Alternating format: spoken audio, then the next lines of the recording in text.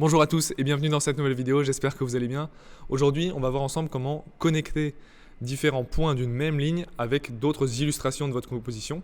Alors c'est pas forcément parlant comme ça, comme je le dis à l'oral, mais j'imagine qu'il y aura une petite animation, que ce soit à droite ou à gauche de ma tête, qui illustrera mon propos justement.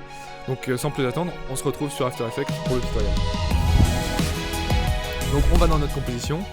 Ma composition, voilà, comme toujours, elle est assez simple, c'est du 1920 par 1080 pixels, une cadence de 25 images par seconde et une durée de 10 secondes. Donc ce que je fais, c'est que je vais me donner une petite grille proportionnelle pour me faciliter la tâche, mais en réalité, c'est pas indispensable. Je vais en haut dans mon menu, je vais sélectionner l'outil ellipse, donc en maintenant bien appuyé, et je me crée une petite sphère. Je sélectionne ma sphère, j'appuie sur entrée et je la renomme. Et puis je recentre donc le point d'ancrage. Donc pour sélectionner le point d'ancrage, c'est dans le menu juste ici, outil déplacement arrière. Et ensuite, hop là, comme ceci, j'aligne ma sphère. Donc là, j'ai ma première sphère qui est bien alignée avec un beau point d'ancrage bien centré. Et ce que je veux, c'est dupliquer cette sphère pour avoir justement 3 points, comme on l'a vu précédemment dans l'autre composition. Donc pour dupliquer dans ma composition, je fais simplement CTRL D. Et mes sphères, je vais les bouger comme ceci. Voilà. Donc aussi simple que ça. Ensuite, je vais prendre mon outil plume et je vais relier en fait ces sphères entre elles avec une même ligne que j'ai choisie, comme ceci.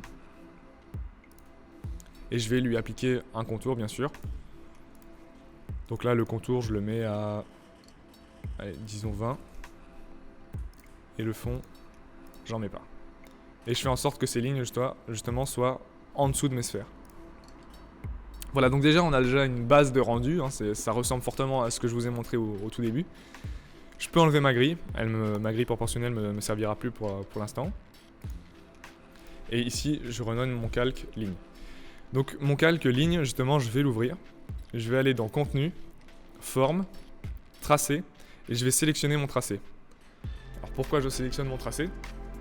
C'est justement, on va essayer de décomposer ce tracé en 3 objets nuls, parce qu'ici on a 3 points en l'occurrence, mais si vous aviez 4 points, ce serait 4 objets nuls. Et on va faire en sorte que ces objets nuls puissent diriger justement la position de chaque point. Parce que ici, si je veux modifier ma ligne ou la position de ma ligne, je vais devoir modifier le tracé à chaque fois, ce qui n'est pas forcément ce qu'on recherche. Donc comment est-ce que je fais ? Je vais en haut dans Fenêtre, je descends légèrement, et je vais sélectionner le Create Nulls from Path. Donc c'est... En français, j'imagine que ça doit être créer des nuls à partir du tracé. Donc je sélectionne mon tracé sur ma ligne, justement, comme je l'ai dit préalablement. Et je vais créer sur les points suivent les valeurs nulles. Et là, ça va me créer automatiquement, donc ça va dépendre de votre machine, mais en général, ça prend 5 secondes. Et ça va vous créer justement des objets nuls à chaque point de votre tracé. Donc là, j'avais 3 points sur mon tracé, donc j'ai 3 objets nuls. Et en fait, on va faire en sorte, si je modifie par exemple la position de cet objet nul, vous voyez que ma ligne, voilà, elle bouge en fonction. Et ça, c'est déjà un premier élément qu'on recherchait. Mais je veux également que ma sphère, mon cercle plutôt, il suive cet objet nul également. Donc là, c'est super simple. On a simplement à relier chaque sphère à l'objet nul correspondant. Donc par exemple, ici, cet objet nul, je sais que ça correspond à la 3e sphère. Donc je sélectionne ma 3e sphère et je vais prendre le parent lien et relier ce cercle à mon premier objet nul. Ici, mon deuxième, c'est la première sphère. Donc je relie cette sphère à l'objet nul, etc., etc. Donc là, voilà, à chaque fois, j'ai relié chaque sphère à l'objet nul correspondant. Et maintenant, si je bouge justement l'objet nul, eh bien tout bouge avec. Pardon. Donc c'est bien l'objet nul qu'il faut sélectionner. Si vous voulez éviter de faire cette erreur, justement, vous pouvez mettre un cadenas sur chaque sphère. Et voilà. Et tout est modifié en même temps. Donc maintenant, peut-être que vous voulez obtenir un rendu similaire à ce que j'ai produit en tout début d'animation. Donc on peut faire quelque chose de très très simple. C'est aller sur ces objets nuls, appuyer sur la touche P, qui va faire ressortir la position de chaque objet nul. Et on va maintenir la touche Alt, cliquer sur le petit chronomètre de position. et mettre la petite ligne de code wiggle qui va simplement modifier la position de mon objet nul de façon aléatoire.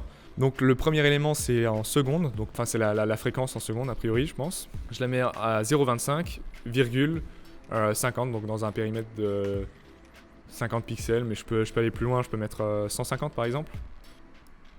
Et là voilà, j'ai mon premier objet nul qui bouge de façon aléatoire sans que je n'ai posé aucune image clé. Et donc je peux copier cette expression, je fais CTRL-C, je maintiens appuyé sur ALT, je clique sur le petit chronomètre de la position de l'autre objet nul, etc. etc. Vous faites le même processus en fonction du nombre d'objets nuls que vous avez justement. Et là si je joue ma composition, eh bien on se rend compte qu'on a à peu près le même rendu que ce que je vous ai montré justement en tout début de vidéo.